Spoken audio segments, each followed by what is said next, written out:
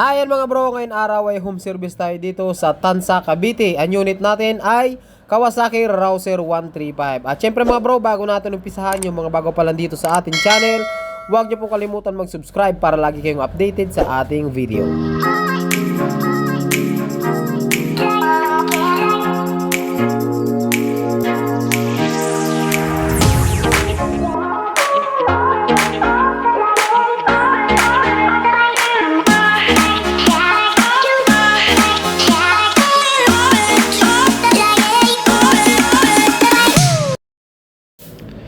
Siya nga pala mga bro, ang problema daw ng motor na ito, maingay, mausok, nagbabawas ng langis, tapos puro tagas yung cylinder head. At ayun nga mga bro, tatanggalin natin dito yung tangke, yung cylinder head, tapos magpapalit din tayo ng clutch lining. Yan mga bro, bali nakapass forward na tayo para mas maikli lang yung video natin. At habang ginagawa ko ito mga bro, ay kinakausap ako dito ni bro, sinishare niya sa akin, sinasabi niya sa akin kung ano yung mga pinagagawa dyan, tapos kung ano yung mga pinagpapalitan ng dating gumawa. Kung hindi ako nagkakamali ay home service din ito mga bro sa Cavite. Kumbaga pinaservisan na ito sa iba tapos pinaservisan ulit sa atin. Kasi nga bumabalik daw yung kanyang ingay. Ayan, tatanggalin natin mga bro yung cover sa cap. Yung 4 na 8. Pangiti-ngiti lang. Tapos dito mga bro, naghubad na ako kasi masyadong mainit.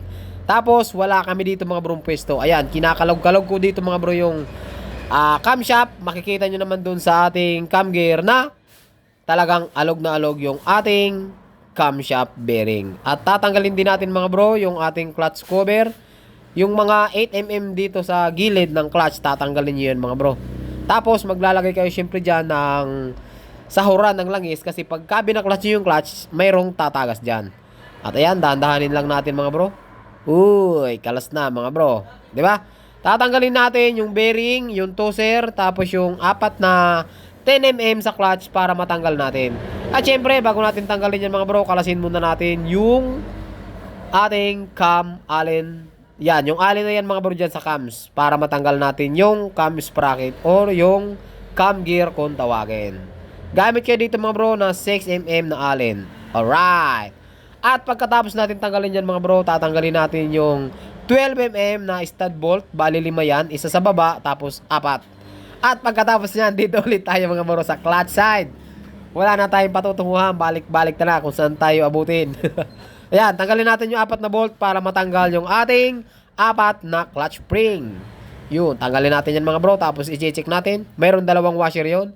At ayun na nga, natanggalin natin mga bro. I-check nyo dyan yung hub, yung plate, at saka yung housing kung mayroon ng alog. Tapos yung mga bro, i-check nyo rin yung oil pump. Uy, kita nyo yan mga bro. Ayan yung mga bearing na nabasag dun sa taas. Kaya maingay ang motor na ito. Syempre, dahil nagbabawas ng langis at puro tagas na yung makina, bubunutin natin yung block. Bago nyo matanggal yung ating spark plug mga bro, tatanggalin nyo muna yung bakal na yan or yung cap kung tawagin. Okay? Tapos syempre mga bro, tatanggalin din natin yung ating carburetor. Gamit lang kayo dito mga bro ng screw. Nakapasporan tayo mga bro, tapos nakadab tayo kasi dito, habang ginagawa natin ito mga bro, ay malakas ang music. Kasi dyan sa bahay, mayroong nagiinuman. Alam nyo naman, bawal sa YouTube yung music kasi makaka-copyright tayo. At syempre mga bro, bago matanggal yung head, tatanggalin natin yung tambocho at yung isang spark plug. Ayun, tinatanggal na natin mga bro, yung isang stud bolt. At isusunod natin yung 4 na stud bolt sa taas para mabunot natin yung buong cylinder head. Okay? So siya nga pala, shout out sa may-ari ng motor na ito mga bro. Bali mayroon silang 3 Rouser, 2 NS200 tsaka isang Rouser 135. Sabi niya sa akin, ayaw niya daw bitawan yung Rouser 135 kahit napakadami na ng sira. Sabi niya gumagastos na siya dito ng nasa 8 hanggang 12,000, hindi raw mapatino ng unang nag-service. Ayun, pagkatapos yung mabaklas yung mga bro, yung 12 na stud bolt na 4 12mm, pwede na natin matanggal yung cylinder head. At isusunod natin yung cylinder block. At sinisilip ko dito mga bro kung meron talaga mga tama yung cylinder block. Merong mga scratch. Ayan, kita nyo naman yan mga bro. Diba? At papalitan na natin mga bro ng piston set. Piston rings, yung 5 piston rings at saka piston. Tapos, kailangan natin ng mahiwagang pamukpok. Yan, kamayin na natin yung mga bro para malaman natin kung mayroon tama yung connecting rod. At nahulog yung timing chain. So, kailangan natin ibalik yan mga bro. Hindi tayo magpapalit pero i-check natin. Ayan nga, kung mapapansin nyo, natanggal na natin. Tapos sinisilipin natin yan mga bro kung anong... Yan. Sisilipin natin kung mayroong mga bakal sa loob. Ayun, kita nyo? Masyadong alog na mga bro yung ating camshaft. Ang problema pa nito, naiwan yung pinakalabas ng bearing. Kaya kailangan natin mga bro na madukot. Bale, ang sabi dito na may-ari pala, napakahirap daw tanggalin at napakahirap ipasok yung camshaft. Hindi normal yan mga bro sa lahat ng Rouser. Sa Rouser 135, kailangan talaga dito mga bro maluwag yung ating mga bearing. At dito nga mga bro ay pinapaliwanag ko muna sa may-ari kung ano yung naging dahilan, kung ano yung naging salarin, bakit paulit-ulit sila nagpapalit ng camshaft bearing. Kung hindi ako nagkakamali, pangatlong palit na ito ng camshaft, lagi daw nadudurog. Ang salarin yan mga bro, pagka na-encounter nyo to sa Rouser 135, masyadong mahigpit yung bearing. Kaya kailangan yan mga bro ay ipoport natin yan or papaluwagan natin yung seat, yung pinagpapatungan ng ating bearing sa ating camshaft. Okay? So ayan, so tatanggalin natin mga bro, didiskartehan muna natin to. Kailangan natin to pukpukin para lang lumawas yung dating bearing.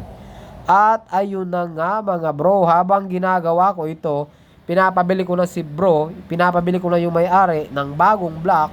At ay hindi bagong block, bagong piston. Bagong piston kasi maganda pa naman yung kanyang block. Tapos sabi ng may-ari nito, kung di ako nagkakamali, ay dati ito naka-boxer 150. Tapos sabi ng gumawa, nung nag-service, ibalik daw sa dating 135. At syempre, sabi ko nga sa inyo, kailangan maluwag yung ating bearing. Kaya mabuti na lang may dala tayong pamport mga bro. Kasi bago ako pumunta dito, in-interview ko na si bro kung ano yung salarin, kung ano yung dahilan, bakit paulit-ulit yung pagpapalit nila ng bearing. Alam ko na yun mga bro. Marami na tayo na-encounter na gano'n, na kapag ka paulit-ulit nasisira yung camshaft, ang problema is masyadong mahigpit yung bearing. At syempre, nilinisan natin yung makina, yung clutch, tapos ikakabit na natin yan mga bro. Dahil nagmamadali tayo kasi may pupuntahan pa tayo sa Bacoor. So, una-una nyo yung gagawin yan mga bro, ikakabit nyo yung ating timing chain. Kailangan nyo lang siya ipasok dyan sa sprocket na yan, sa sigunyal. Yan, ganun na ganun mga bro. At isusunod natin yung spacer, yung collar, at yung housing. At syempre, yung ating oil pump gear, galaw-galawin nyo lang yan. Kailangan hindi nyo mabasag yung oil pump gear kasi delikado kapag kabasag ang oil pump gear. At syempre, yung washer, wag nyo kakalimutan yan. At yung set, ayan, dalawang washer. Okay, pagkatapos nyan mga bro, yung ating castle nut. Siya nga pala, ang ikot nito pahigpit ay pabaliktad, pa counterclockwise.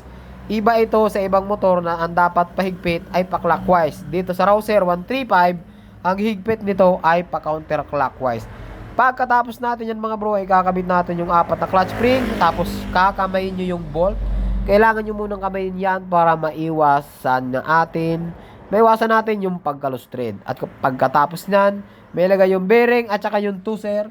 Ikakabit na natin mga bro yung clutch side cover. At syempre, andito na rin yung ating bagong piston. Itinatama lang natin mga bro yung ating piston ring gap kasi napakahalaga nun. Marami kayo may encounter niyan sa mga baguhan kapag ka nagpapalit kayo. Bago naman yung piston, bago yung block, bago yung rings. Bakit? Mausok pa rin. Dahil yan mga bro sa maling ring gap. Kailangan yung ring gap natin. Meron tayong mga video niyan. Pwede nyong hanapin kung ano yung tamang posisyon at kung saan nakapisto yung ating mga ring gap.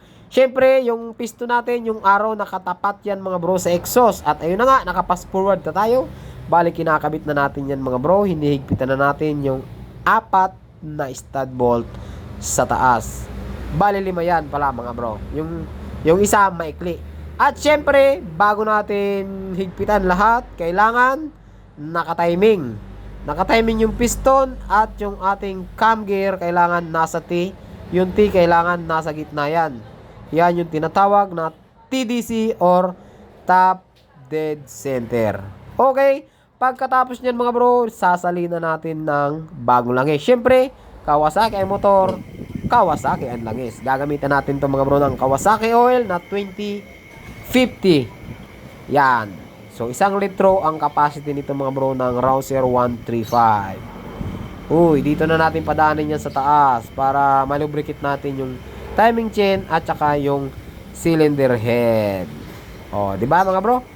So, ganun lang. Kaya doon sa mga magpapaservice, kailangan mag-message muna kay mga bro para masit natin or may schedule natin yung mga gagawin kasi depende po yan mga bro sa gagawin tsaka sa location. At i-adjust natin yung clutch. Di ba? So, habang ina-adjust natin yan, o di ba? Kunti na lang kaya umpisa na natin mga bro. So ngayon, i-test drive na natin kung ano ba talaga ang naging pagbabago. Alright.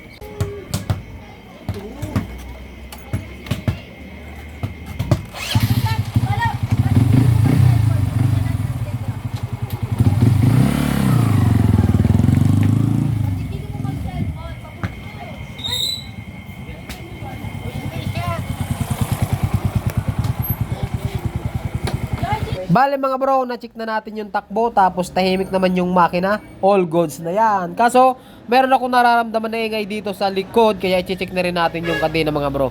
At hanggang dito lang yung video natin. Magandang araw sa inyong lahat at ride safe lagi mga bro.